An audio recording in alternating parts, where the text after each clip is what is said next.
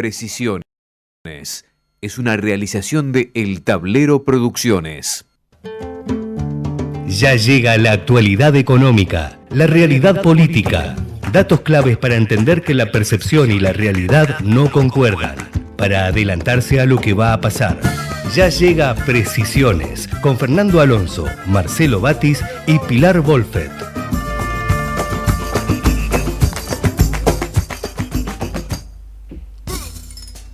¿Qué tal? Muy buenas tardes. Comenzamos una nueva edición de este programa que se llama Precisiones, que se emite todos los lunes de 16 a 17, aquí por Ecomedios, AM 1220. Estaremos con ustedes, con Pilar Wolfet. ¿Qué tal, Pilar? Hola, Marce, acá andamos muy bien. Con Fernando Alonso también. ¿Qué tal, Fernando? ¿Cómo estás? Hola, Marcelo, buenas tardes. Un lunes bastante frío, ¿no? Y sí, la verdad, veníamos para acá, soplaba viento, parecía que se largaba en cualquier momento. Lo que indica el servicio meteorológico, en cualquier momento puede haber tormentas, tanto hoy como mañana y pasado. Paradójicamente, el buen tiempo comenzará en coincidencia con el inicio del otoño, este jueves. Y estamos, bueno, obviamente con Natalia Gonzalo en la operación técnica y en la musicalización también, como todos los lunes aquí por Ecomedios. En un día, bueno, con una temperatura que, a pesar de todo lo que veníamos diciendo del tiempo bastante desapacible, estamos con una temperatura bastante agradable, 25 grados 2 décimas. Para los próximos días ya, bueno, lógico, comienza el otoño, dijimos, así que es lógico que comienza a descender un poco la temperatura en algún momento. Quizás en algún momento también tengamos que hablar en este programa sobre las estrategias en esta situación tan complicada, para ver cómo en los hogares argentinos podemos ingeniárnosla para gastar un poquito menos de energía ante los inminentes aumentos de luz y de gas. En el marco de toda esta campaña de eficiencia energética que en el mundo está bastante en boga, no tanto en la Argentina, pero que a la fuerza vamos a tener que ponernos a tono con esto, porque realmente los números que se vienen en cuanto a tarifas eléctricas y de gas son más que preocupantes. Pero más allá de eso, bueno, estamos en un día marcado desde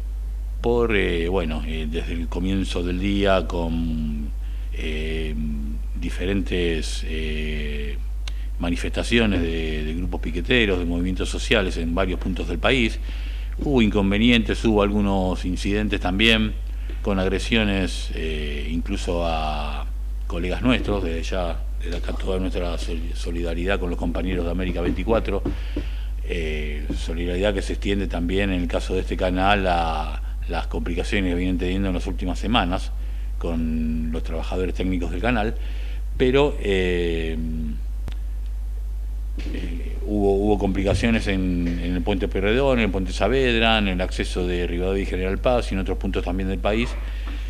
También en el día 99 de su gestión, el presidente Javier Milei, con algunos de sus ministros, y la secretaria general Karina Milei, participó en la Plaza de la Memoria, ahí en Suipacha y en Arroyo, donde estaba emplazada justamente la Embajada de Israel, un acto en recordación, justamente en homenaje por los 32 años que se cumplieron ayer del atentado que recordaremos los que tenemos algunos años, que, bueno, justamente le costó la vida a 29 personas, y el derrumbe del edificio donde estaba emplazada justamente la Embajada de Israel.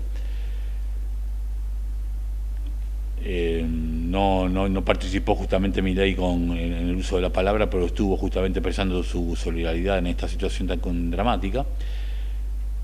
Y a ese drama tenemos que sumarle también complicaciones desde el punto de vista político, más allá de las habituales que ya sabemos desde el punto de vista económico, pero sí desde el punto de vista político en el gobierno, que acaba de sumar una nueva renuncia. No es un ministro, no es una persona a lo mejor muy conocida, pero entre los que habitualmente seguimos el tema económico es una persona conocida hace bastante tiempo. Nos referimos a quien fuera hasta hoy mismo, hasta que presentara su renuncia, el secretario de Transformación del Estado, Armando Guibert, una persona que venía de la gestión de Menem, se desempeñó en su momento también como asesor del ex secretario también bueno, no recuerdo el cargo, pero creo que la reforma del Estado, también dentro de la gestión de Domingo Cavallo, me refiero a Héctor Domeniconi. Y de esta manera se suman bastantes renuncias en el equipo económico y en el equipo de gobierno en general. A eso sumémosle, por ejemplo, la de Omar Yassim en la Secretaría de Trabajo.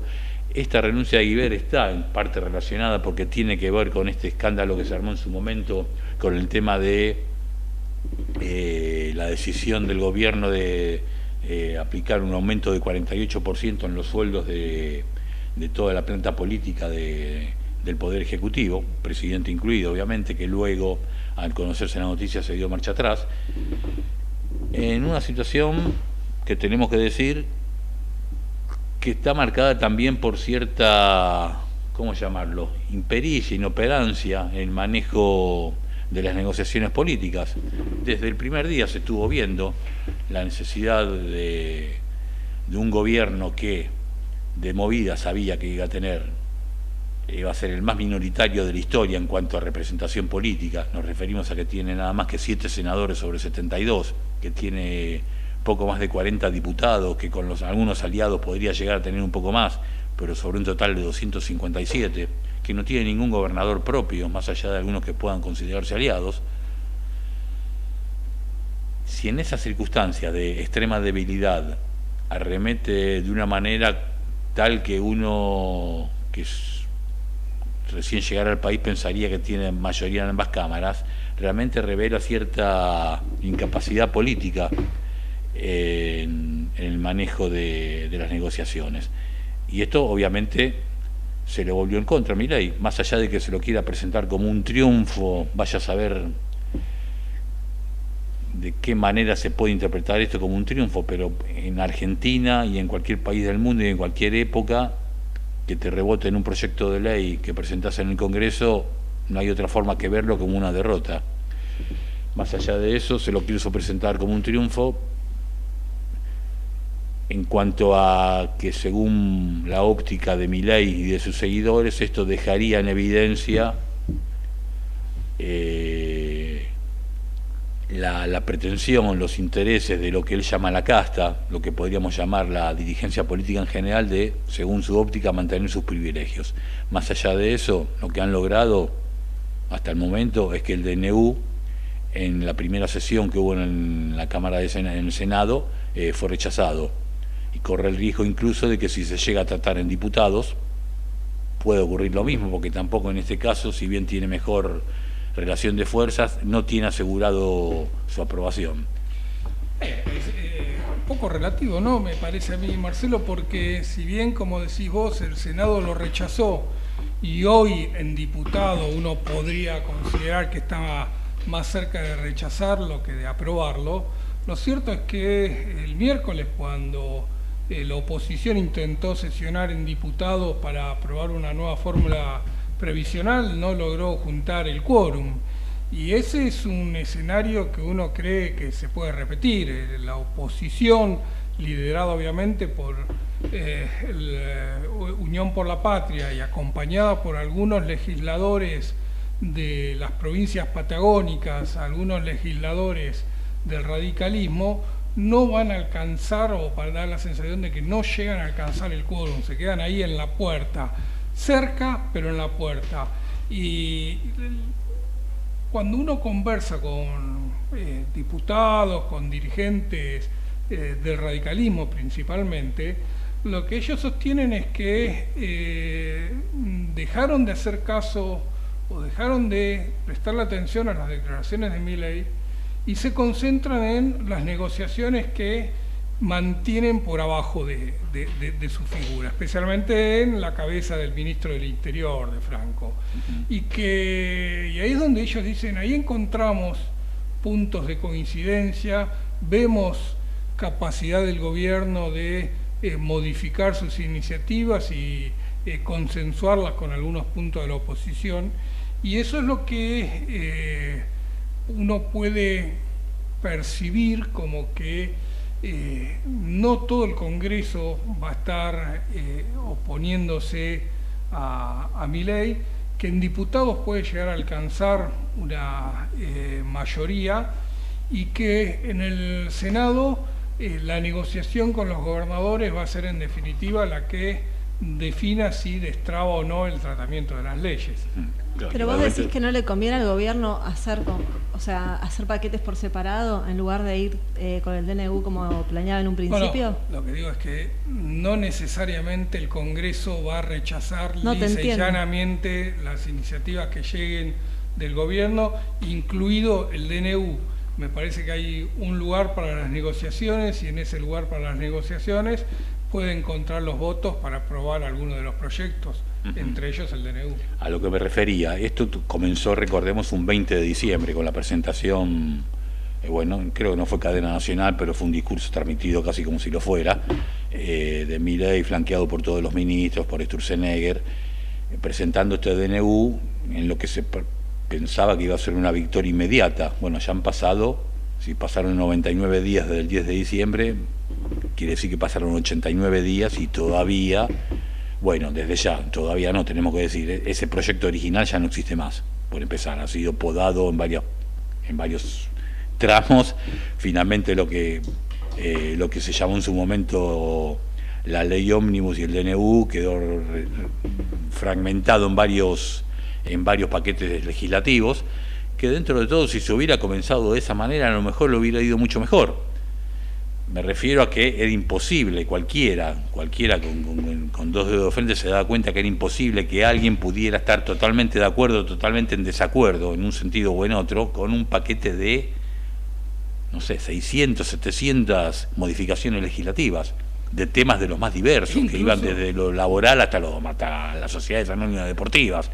Incluso había iniciativas como la desregulación de los registros automotor o la eliminación de algunas restricciones para circular. Este es un país extremadamente raro, ¿no? Donde si vos querés prestarle el auto a un vecino, a un amigo, a un familiar, tenés que ir primero y pedirle permiso al Estado. Tenés que ir y hacer un trámite para poder prestar el auto para que lo use alguien de tu confianza. Por lo tanto, es un país bastante, si hay un exceso de regulaciones notorio. Y probablemente regulaciones como esa hubiesen pasado fáciles por el Congreso si se hubiesen planteado individualmente y no en el marco de un proyecto de ley que era inabarcable, ¿no? Sí, obviamente. Justamente, bueno, los ejemplos son varios, pero aparte trataban temas que tenían que ver con la regulación laboral y con permisos de pesca. No sé, realmente era inabordable. Era realmente imposible de tratar de una manera unificada. Bueno, justamente han entrado en razón a los golpes prácticamente, la realidad los ha llevado a eso. Y en el camino, bueno, ha costado varias renuncias, ha costado varias dimisiones, costó la renuncia del ex ministro de Infraestructura, Ferraro, costó el alejamiento, en algunos casos de una manera intempestiva, del director del ANSES, en este caso también del secretario de Trabajo. Pero muchos fueron chivos expiatorios, Marce, o sea... Sí, expiatorios, sí, por lo general las renuncias de los ministros y secretarios se trata de eso. Claro, el gobierno porque son los que confrontar con ciertos actores y pone como chivo expiatorio a algunos funcionarios para que no recaiga todo sobre la figura ni del presidente ni de los principales personajes de su gobierno. Sí, obviamente. A mí me parece que en realidad, digamos, esas renuncias o esas salidas del gobierno estuvieron más relacionadas a caprichos del presidente que a hechos reales de gestión en general, ¿no? Sí, y sumado a eso el hecho de que no contaba con un equipo de gobierno original propio, como se podía esperar de una persona que en campaña electoral decía que tenía un gabinete en las sombras, y bueno, finalmente tuvo que andar pidiendo funcionarios prestados a diferentes sectores, incluso del gobierno saliente. Tenemos el caso del INDEC, por ejemplo, tenemos el caso de lo que fue en su momento la secretaria de Minería, que venía de Energía, dándose la paradoja de un secretario de Energía, Eduardo Rodríguez Chirilo, en las audiencias públicas de gas y de electricidad, criticando la política energética del gobierno anterior, cuando la secretaria de Energía que lo precedía era su compañera de gabinete. Cosas de ese estilo. Seguimos, por ejemplo, en el INDEC con Marco Lavagna, que hasta el momento, bueno, sigue, no tenemos noticias de que haya sido desplazado, pero estamos hablando de figuras que vienen de una gestión anterior, y recordemos que Lavagna, si bien se desempeñaba como director del INDEC, también era una especie de asesor, secretario de Relaciones Externas del exministro Massa. O sea, no era un técnico aséptico que no tuviera ninguna vinculación política. Estamos hablando de alguien muy ligado a Massa, que venía del Frente Renovador y que incluso había sido diputado nacional. Sí, es un gobierno que se fue formando sobre las ruinas del gobierno de Macri también, ¿no? Entonces, sí, y nos olvidamos de Scioli también, pero sí, ahí fue muy interesante porque alguien le contestó a Milei que se fije a ver quiénes son sus funcionarios, dónde están los traidores, dónde está, porque no es el único, ¿no? Scioli y Franco fueron parte de gobiernos peronistas también, ¿no? Sí, sí. Pero bueno... y muchos funcionarios de segunda línea también que conservan de la gestión anterior. Sí, en el área de, bueno, yo por motivos profesionales lo conozco, pero en el área de desarrollo forestal, por ejemplo, está la misma gestión del año del gobierno anterior. Sí, con una salvedad, sin recursos. Ah, sí, aparte. Porque bueno, el no hay plata. Es cierto que han dejado toda. muchas segundas y terceras líneas, los que no le han dejado recursos para que gestionen, por lo tanto están cumpliendo, calentando una silla porque no hay fondos para hacer ninguna política pública hoy en la Argentina. Pero Marcelo. Sí, ya ha llegado la hora de dar paso a la tanda, pero antes de eso, bueno, vamos a dar a nuestro lugar, a nuestro intervalo musical. Y finalizó ayer justamente el festival de rock alternativo, Lollapalooza, un festival que arrancó en 1991 allá por Chicago, en Estados Unidos, que luego tímidamente apareció en Chile como una versión fuera del país del norte, y también en algunos países europeos, pero donde más prendió, vaya a saberse por qué, es acá en Argentina. Se desarrolló viernes, sábado y domingo. Bueno, no sé cuántos grupos y cuántos solistas se presentaron de la Argentina y del exterior, pero innumerable la cantidad de exponentes, y obviamente no podemos presentarlos todos en este programa, pero vamos a escoger a dos valores, uno argentino y otro del exterior. Vamos a arrancar entonces con un grupo de la zona norte del Gran Buenos Aires, de Bécar, los Vándalos Chinos, Vándalos con B larga, y escuchémoslos entonces con Vámonos de Viaje.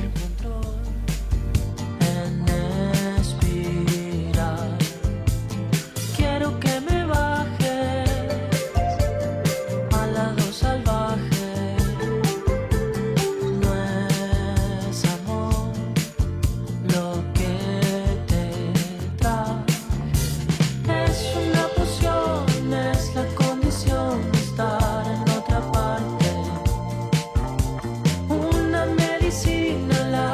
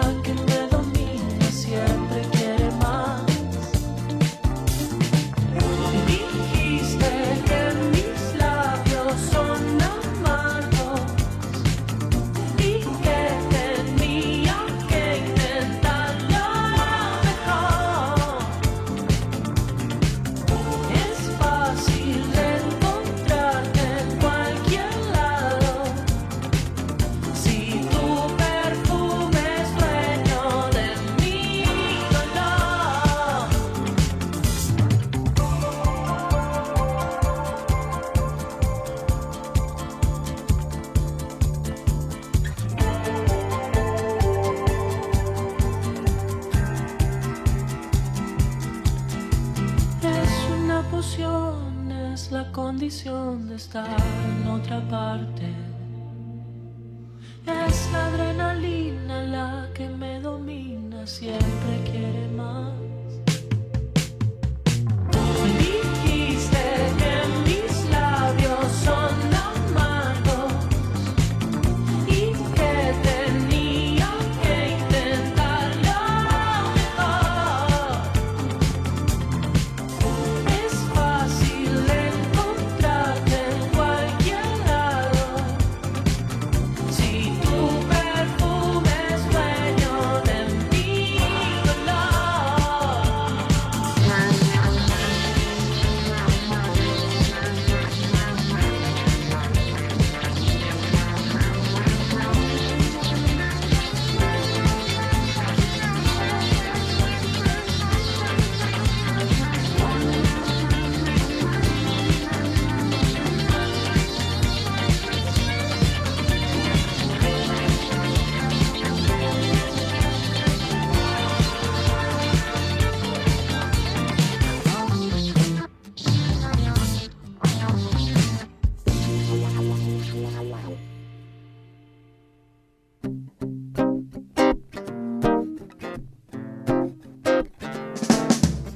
El mundo de las finanzas y sus secretos. Anticipate a lo que viene, sin complejos, precisiones, con Fernando Alonso, Marcelo Batis y Pilar Wolfert. Auspicia CAME, Confederación Argentina de la Mediana Empresa. El compromiso con las pymes de todo el país. IRSA. Somos la mayor empresa argentina inversora en bienes raíces. IRSA. Líderes en real estate. Para que puedas ver más allá de lo cotidiano. Para que el futuro no te desestabilice. Seguí compartiendo Precisiones con Fernando Alonso, Marcelo Batis y Pilar Wolfert.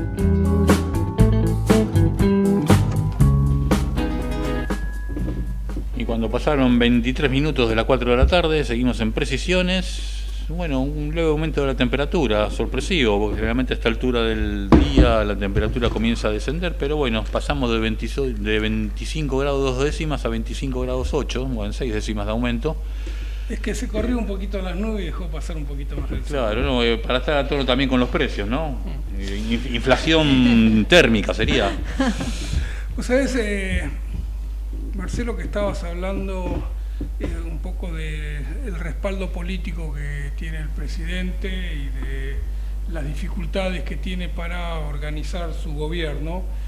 Y me da la sensación de que no termina, por un lado, de unificar el criterio en toda su gestión. Recién hablábamos de que hay ya sectores de la oposición que decidieron no dialogar más con Milei, pero sí con su gobierno, como si pudieran ser cosas distintas.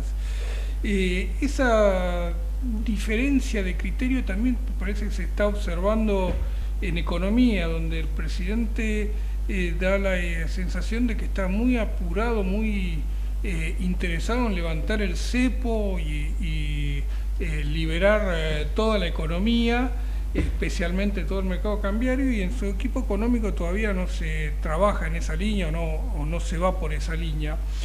Y esto lo que está generando es un incremento de la inflación en pesos y en dólares como pocas veces registró la economía argentina. Estamos acostumbrados a procesos inflacionarios que en general se dieron con crecimiento de la actividad económica.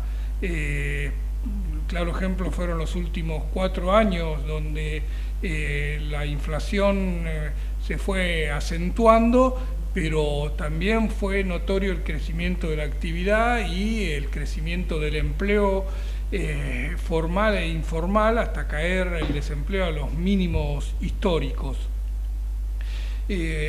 A veces teníamos fuertes procesos de recesión que ayudaban a estabilizar los precios, como se dio en la convertibilidad, por ejemplo, donde la desocupación llegó a estar arriba del 20%, pero el proceso de inflación había caído hasta llegar a deflación en los últimos años de la gestión del presidente Carlos Menem. Hoy estamos atravesando un raro proceso económico en Argentina. Tenemos una recesión muy muy fuerte con caída del consumo en niveles y a una velocidad nunca antes vista. Estamos viendo caída de la actividad industrial en forma vertical, y esto se da acompañado de un proceso inflacionario en pesos, 25% en diciembre, 20% en enero. El gobierno informó 13,8% en febrero, aunque se festejó, siguió siendo niveles extremadamente altos. Los 3 meses de Milei acumulan más de 70%, 71,3%. Más de 70% de inflación. Pero también se está dando un proceso de inflación en dólares muy fuerte que está terminando con la competitividad que podía haber alcanzado la economía argentina, tanto para exportar como para suplantar importaciones. Y es donde uno empieza a preguntarse qué hay detrás del modelo económico de Milei y Caputo. Si hay diferencia entre ellos, si hay alguno que esté imponiendo o si están trabajando en equipo en convertir a la Argentina en un país extremadamente caro en dólares, vía la apreciación del peso, pero con salarios totalmente dominados por la combinación de una desocupación que ya empieza a crecer con la política de no convalidar formalmente los aumentos salariales que se alcanzan en paritarias. Fer, vos sabés que ahora que está diciendo la inflación en pesos, en dólares, por ejemplo, hay productos que subieron más de 100% en dólares en el último mes. Esto ha generado que hoy en Argentina te convenga más importar que producir, según algunos. Pero fundamentalmente ahora abrieron la posibilidad de hacerlo. Sí, incluso abarataron vía eliminación de algunos impuestos la importación. Pero también lo que ha logrado es encarecer lo que se conoce como el precio de transferencia, no me está saliendo el término, el valor al cual vos podés vender en el mercado interno, que es igual al que costo de importación. Esto ha hecho que uno ve un dólar oficial a 860 pesos, 870 pesos, pero el exportador recibe un dólar un poco más alto porque puede liquidar parte de esos dólares en el mercado financiero, o sea que es un dólar más arriba de 900 el que está recibiendo. Y eso hace que los productos importados puedan entrar a un precio más alto del que podrían abaratarse si uno obligar a los exportadores a vender todos sus dólares en el mercado oficial. Resumiendo o buscándole la lógica a este razonamiento, uno percibe que estamos viendo un proceso económico donde todos los sectores productivos van a estar enfocados en exportar. Va a haber un dólar extremadamente apreciado que va a ser conveniente a las empresas formar activos externos, como veníamos comentando en otras ediciones de este programa, es decir, comprar dólares y fugarlo del país, ya sea para pagar deuda atrasada, ya sea para pagar utilidades o enviar ganancias a sus casas matrices, pero va a ser una etapa de fuerte salida de divisas. Y lo que uno percibe es que, a diferencia de otros momentos, como el de la convertibilidad, donde acompañaba esa apreciación del dólar, salarios en dólares caros, esta vez lo vamos a hacer con salarios en dólares muy, muy baratos, porque vía, como decíamos, la decisión del gobierno de no convalidar aumentos salariales firmados en paritarias y vía la desocupación, que actúa como gran disciplinadora de los salarios, nos vemos o se percibe que vamos a enfrentar un segundo semestre y probablemente una gestión total de Milei con salarios en dólares extremadamente bajos y con caídas del consumo brutales, que les va a permitir generar estos saldos de exportación a todo el sector industrial, que es lo que probablemente estén buscando. Saldos exportadores que generen divisas que después se puedan utilizar para girar al exterior en beneficio de las empresas y de los sectores extremadamente acomodados que en Argentina nunca han reinvertido sus utilidades en el país, sino que siempre han buscado la forma de sacarlas del país. Clarísimo. Y con este comentario de Fernando Alonso damos paso entonces a la tanda correspondiente en este programa que se llama Precisiones.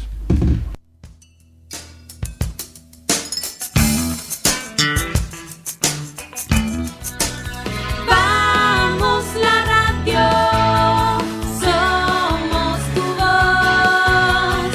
Vamos con Eco, siempre la verdad y la mejor información. El mejor gimnasio te espera. Elegí las clases que quieras. En Anfis vamos a cuidarte. En Anfis venimos a encontrarte.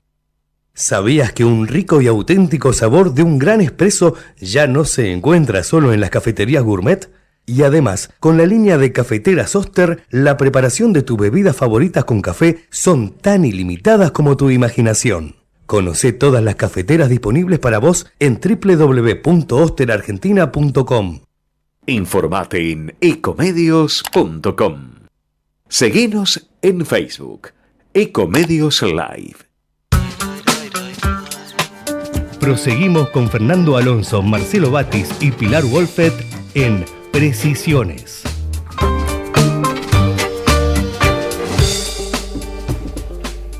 Seguimos entonces en Precisiones, cuando pasaron 33 minutos de las 4 de la tarde. Y Pilar, tenés mucho para contarnos del mundo financiero local e internacional. Bueno, Marce, sí. Hoy hubo un repunte en los mercados, las acciones subieron levemente. Esto es por los datos de la macro. Digamos que el gobierno está revelando que tuvo éxito en el plan de recortar el déficit fiscal, logró un superávit fiscal en febrero.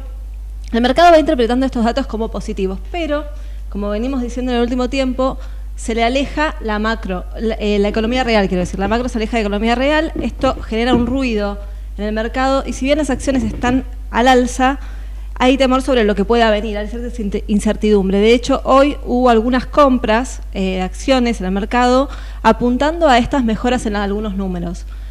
Pero no son tan auspiciosos los datos en los bonos. Hay advertencias de distintos sectores sobre cuál es el futuro del gobierno, sobre su plan, sobre si el ruido político, lo que recién mencionaba Fer y que hablábamos con vos en la apertura, este problema de si el gobierno va a lograr la adhesión de los distintos sectores políticos, que es lo que más preocupa en el mercado. Por otro lado, Marce, lo que sí está rindiendo súper bien en estos días son las acciones de los bancos, que veníamos hablando la semana pasada. Hubo una buena dinámica de los bancos, sobre todo se nota en los ADRs, por ejemplo, que son las acciones argentinas en Wall Street, en Estados Unidos.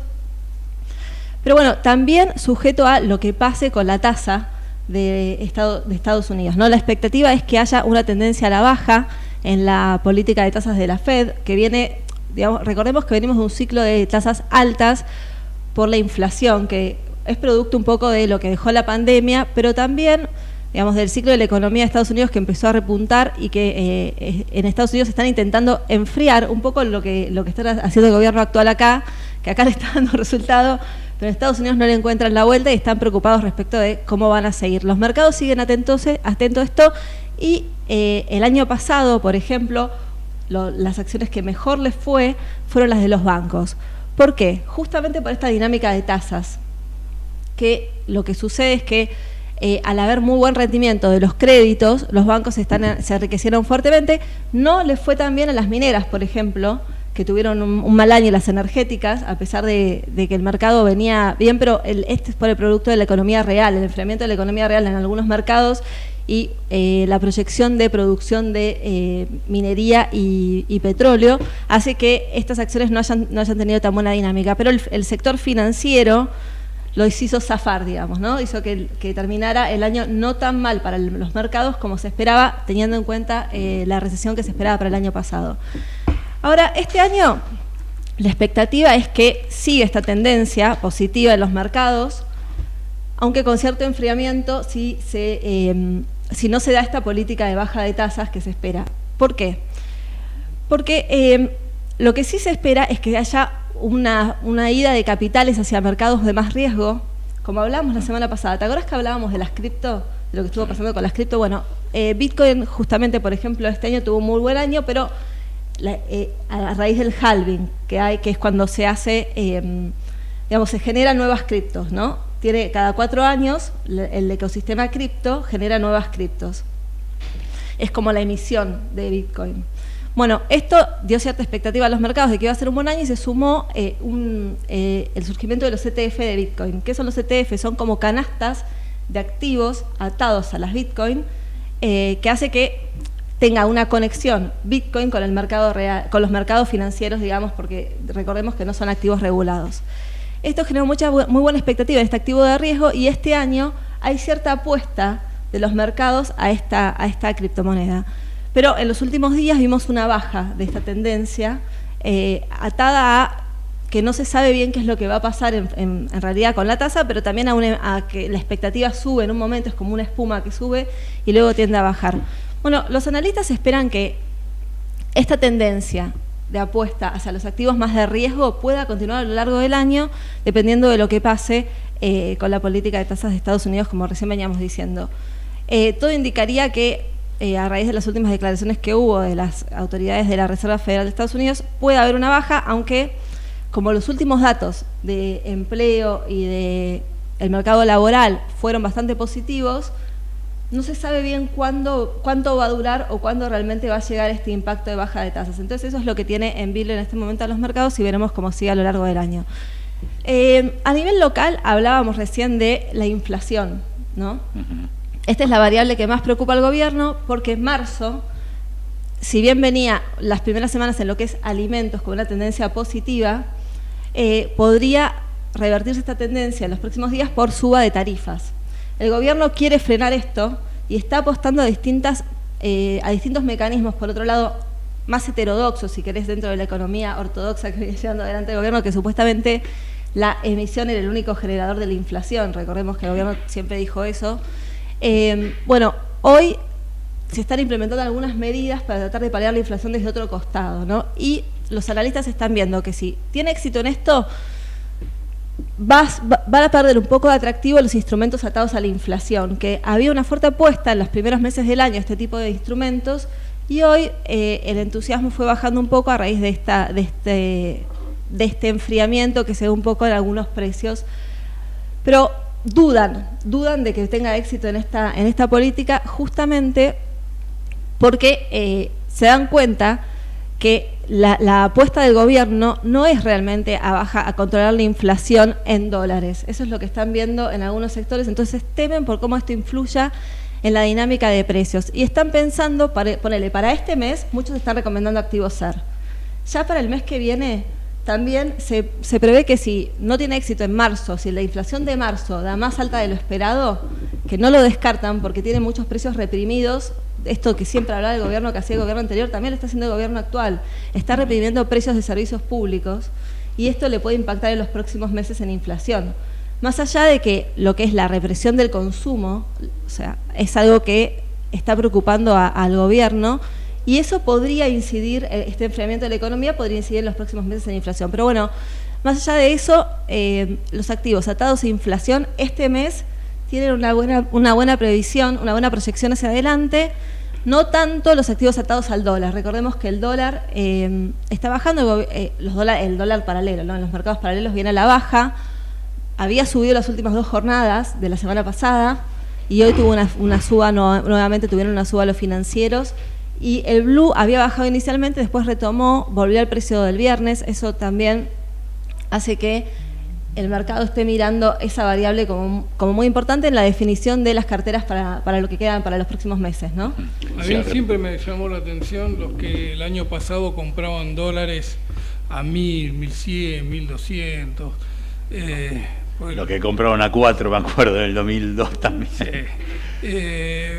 Uno intentaba explicar de que si iba a haber una devaluación, como todo el mundo esperaba, era sobre el dólar oficial y no sobre los dólares financieros. Y finalmente hubo una devaluación del dólar oficial, pasó de 3.60 a 800, a 8.70 ahora. Y los dólares financieros, en lugar de acompañar eso, incluso bajaron nominalmente, lo cual le ha generado grandes pérdidas a todos los que se dolarizaron en los últimos 4 años frente a los que se quedaron en pesos. Cuando uno siempre te dice, no, pero vos después del día que se devalúa, consolidás todo y recuperás todo lo que habías perdido. Bueno, lo cierto es que en los últimos 4 años y al día de hoy, el que se quedó en pesos con una tasa de interés básica de un plazo fijo, ya no hablamos de inversiones sofisticadas, de comprar títulos, de comprar acciones, de comprar bonos del Estado que estaban a precio de default y siguen estando, pero hasta el año pasado llegaron a estar, recordá Marcelo, recordá Pili, abajo de 20 centavos por cada dólar de valor nominal. Bueno, nadie habla ya de apostar a eso, ¿no? Simplemente con un plazo fijo le hubiesen ganado, le ganaste al dólar en estos últimos 4 años en Argentina.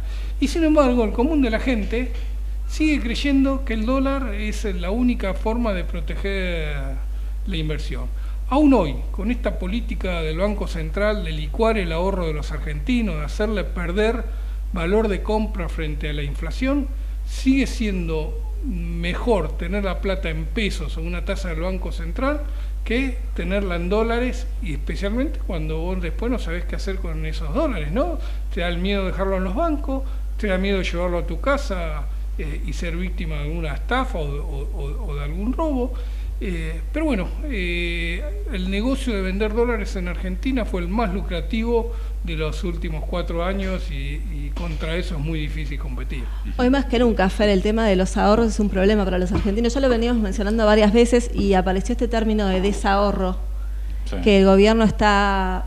El otro día Milei retuiteó un tuit que hablaba de que una de las razones por las que bajaba el dólar blue era por el desahorro de los argentinos. Claro, como si fuera algo positivo, que la gente tiene que desprenderse de dólares porque no le alcanza la plata. El gobierno lo dijo, cuando hablaba de dolarizar, ¿te acordás? O de llevar el dólar a una paridad o de unificar los tipos de cambio, hablaba de que lo iba a hacer con los dólares de los argentinos. O sea, lo dijo inicialmente. Parte del plan de licuación de los pesos y del ingreso de las personas tiene que ver con ese plan en algún punto. Sacar los dólares del colchón para que empiecen a circular en la economía y para... sumarlos a los pesos que necesitan para lograr una paridad cambiaria, ¿no? Y un poco retomando lo que habías planteado hace unos minutos respecto de las dudas acerca de si la inflación va a seguir desacelerándose en marzo y en abril o por el contrario va a repuntar. Bueno, en esto no hay unanimidad, no hay uniformidad de criterios en cuanto al sendero por el cual va... Claro, no, uno consulta a diferentes consultores. Algunos te dicen, por ejemplo, salió Melconian hoy diciendo que ya estamos a un paso de la inflación un dígito, demasiado optimista. Por ejemplo, Castiñeira dijo que seguramente la inflación de marzo va a ser en torno del 12%. Ahora, por el otro lado, tenés a Esteban Domecq, y estoy hablando de economistas que no son para nada heterodoxos, ¿no?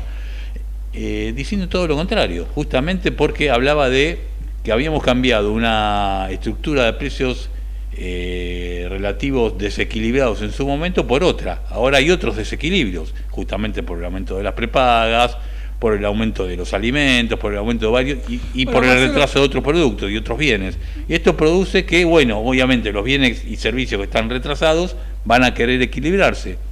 Es lo que todos tememos que va a pasar en algún momento con las tarifas de la luz, del gas y del transporte, y esto podría incidir justamente en que la inflación sea de marzo sea superior incluso al 13,2% de febrero. Pero no te preocupes, que rápidamente vamos a lograr establecer un nuevo índice de inflación, vamos a lograr modificar la canasta que integra el INDEC para sacar el índice de precios al consumidor y vamos a poder reflejar lo que todos sabemos, que este país está yendo a una inflación de un dígito. Ahora en serio, el INDEC anunció que va a modificar la canasta con la cual elabora el IPC. Lo hace habitualmente cada unos 10, 12 años, lo hace. Lo hace sobre datos de consumo del 2018 y va a ser muy interesante ver cómo empalma una serie con la otra, pero básicamente va a ser muy interesante ver qué es lo que pone en la canasta de consumo de los argentinos. Hoy en la canasta actual está extremadamente sobrevalorado, por ejemplo, el impacto de los aumentos de la carne. Veremos si se saca carne en el próximo índice y se sube los servicios. Bueno, hay que ver porque eso lo toman también en función de los cambios de hábitos de consumo, ¿no? Te pueden decir que bajó el consumo de la carne, pero vos también tenés que pensar por qué bajó el consumo de la carne, ¿no? Sí, no pero es más solo, allá de no eso, solo precio, es también modificación también, de consumo. sí, para mí es una combinación de ambos elementos, pero creo que también el tema de los precios incide. Claro, porque estamos hablando también de una canasta en base a consumos que ya no se corresponden con el presente.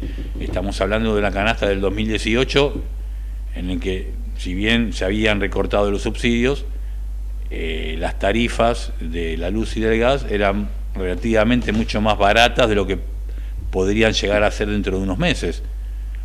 Es más, en el supuestísimo caso que se tomara la canasta al día de hoy, la participación de los gastos de luz y electricidad de transporte no van a tener nada que ver con lo que van a hacer dentro de 4 o 5 meses. Es muy complicado desde ese punto de vista. Pero bueno, es para hablar largo y tendido y seguramente lo tendremos tiempo para desarrollar en los próximos programas. Por nuestra parte seguimos entonces con nuestro homenaje musical del día y vamos a dar paso a otro de los participantes de Lollapalooza. Nos referimos a Ross Lynch, el líder de la banda The Drive Berea, que estuvo justamente en Lollapalooza con uno de sus temas insignias, Rumors.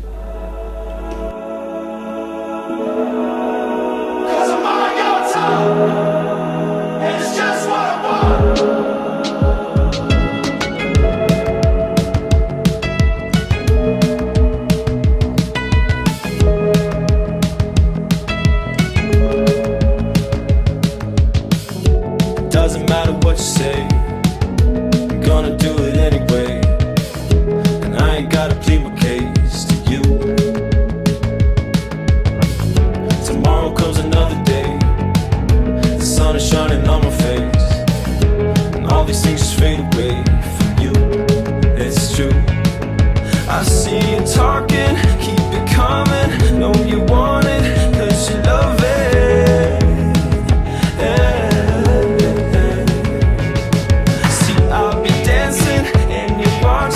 Caught you staring, and I love it. Hey. Now she's in my room. These rumors, you're caught up in rumors. I bet you wish you knew the truth about the things I do. These rumors, it's all good news. Cause I'm on your tongue, and it's just what I want.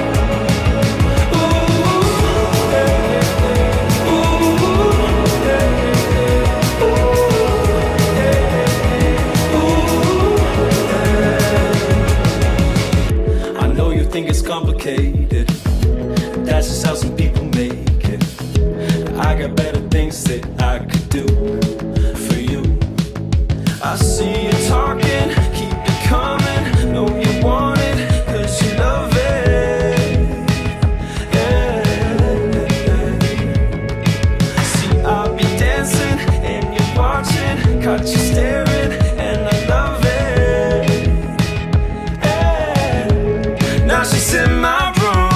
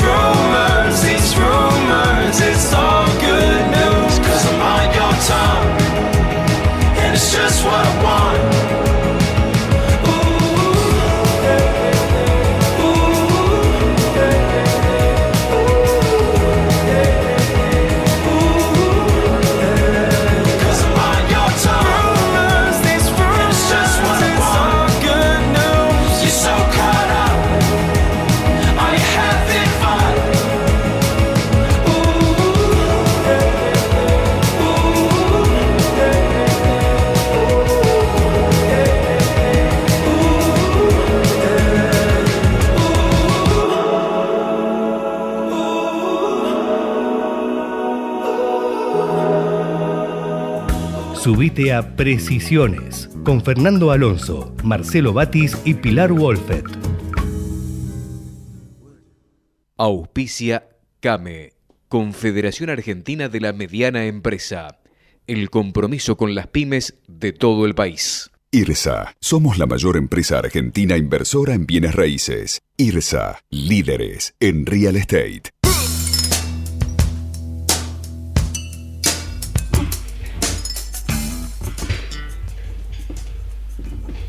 Ya quedan 8 minutos, menos 7 minutos para las 17. La temperatura, como dijimos, 25 grados 8 décimas. Y Fernando, hay encuestas que miden el humor político de la Argentina. Sí, hay encuestas muy interesantes porque hay una de Suban Córdoba que circuló el fin de semana y que hoy está en bocas de todo, que plantea que ya el diferencial de imagen del presidente es negativo entre la aprobación y la desaprobación de su gestión, que hay desconfianza en el rumbo de la política económica y que más del 70% asegura que empeoró su situación personal desde que asumió Milei. Esta es una encuesta muy importante porque hay mucho respeto por la consultora Suban Córdoba y en general una idea de que transmite muy bien o se acerca muy bien a ocultar el humor social.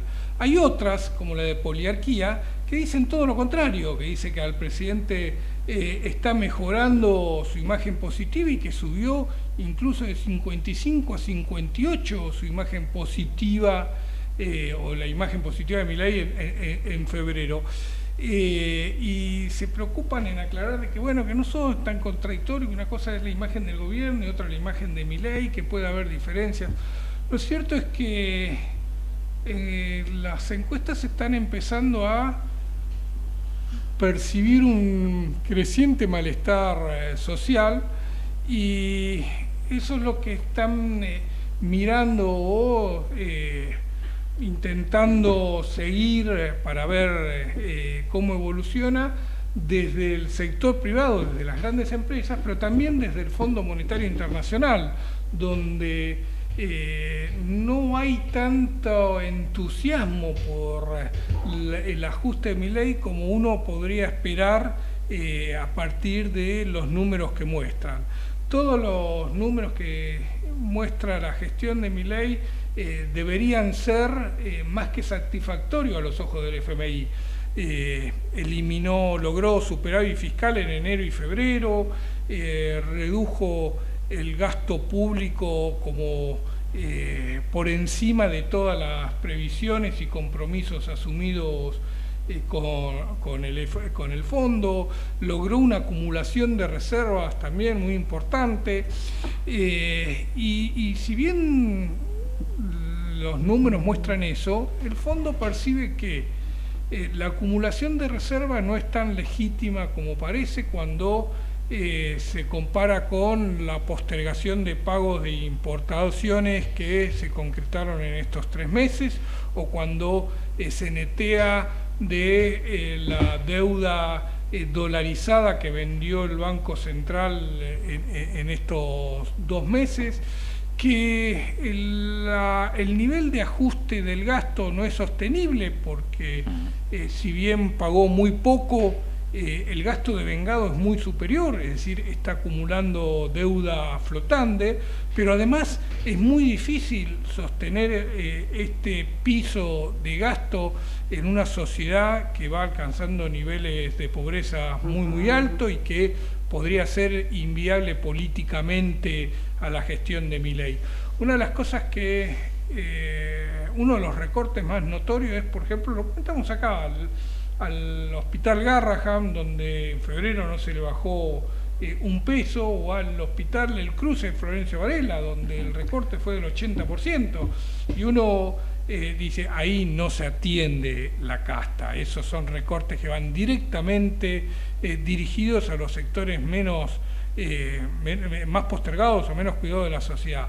Lo mismo con los recortes a los comedores escolares. El presidente se jacta de que había muchos comedores que no existían. Es probable, nunca uno va a dar poner las manos en el fuego por eso, pero si hay comedores que no existen, está bien que se los investigue y que se busque sancionar, pero no había que recortar a todos y generar bolsones de pobreza extrema en la Argentina. Así que están las encuestas que apoyan o que muestran a un presidente con apoyo popular, están las encuestas que muestran un crecimiento del descontento social, pero fundamentalmente están los principales actores de la política y de la economía del país, del sector privado y de los organismos internacionales, muy preocupados en seguir evaluando si esto es sostenible o no. Es que es la contracara. Justamente sobre eso, bueno, es muy revelador el informe que presentó hace pocos días la Oficina de Presupuesto del Congreso, que muestra cómo se compone este superávit primario y financiero que se logró en el primer trimestre. El superávit primario acumulado en los primeros 2 meses fue de 3,5 billones de pesos en números redondos. Es importantísimo, es una bocha de guita, obviamente, para decirlo en latín, pero ¿cómo se compone? Si uno analiza, bueno, si uno ve los recortes puede analizarlo tanto en porcentajes como en valores absolutos, o sea, en plata. Si uno lo ve en porcentaje, dice, bueno, básicamente son las transferencias a las provincias, son los subsidios a la energía, esos son los porcentajes más altos, ¿no? Por ejemplo, transferencia a la provincia 73% real, subsidios a la energía 59% real. Uno ve jubilaciones y pensiones 33% real. Bueno, no parece tanto, es una barbaridad, 33%, pero en comparación con nosotros... 33% es lo que se le recortó de ingreso a los jubilados. Sí, bueno, pero si uno lo ve en números absolutos, ese 33%, al tratarse la principal partida de gastos de la Administración Pública Nacional, es 1,5 billones de pesos. De cada 3 pesos que cobraba un jubilado, ahora cobra 2. ¿Sí? Y de cada 2 pesos de superávit financiero, 1 correspondió a plata que se le recortó a las jubilaciones y pensiones. Es realmente, y bueno, y justamente a eso se refiere básicamente el Fondo Monetario. Esto no es muy sostenible que digamos. En algún momento la licuadora se apaga y deja de surtir efecto y empieza a surtir un efecto totalmente contrario. En algún momento, se quiera o no se quiera, cuando venga ahora en marzo el ajuste trimestral de la vieja fórmula o en ajustes posteriores, este 33% no se va a volver a dar.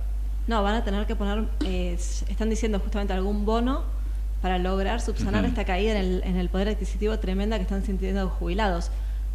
¿Y cómo se reflejará esto después en los resultados financieros y primarios de los próximos meses? Veremos y el próximo programa lo sabremos, porque ya nos quedamos sin tiempo y damos paso a la continuidad de Ecomedios. Así que por nuestra parte nos despedimos hasta dentro de 7 días, con Natalia Gozalo en la operación técnica, con Fernando Alonso, con Pilar Wolfet. Mi nombre es Marcelo Batis. Estaremos entonces dentro de 7 días aquí en Ecomedios en este programa que se llama Precisiones.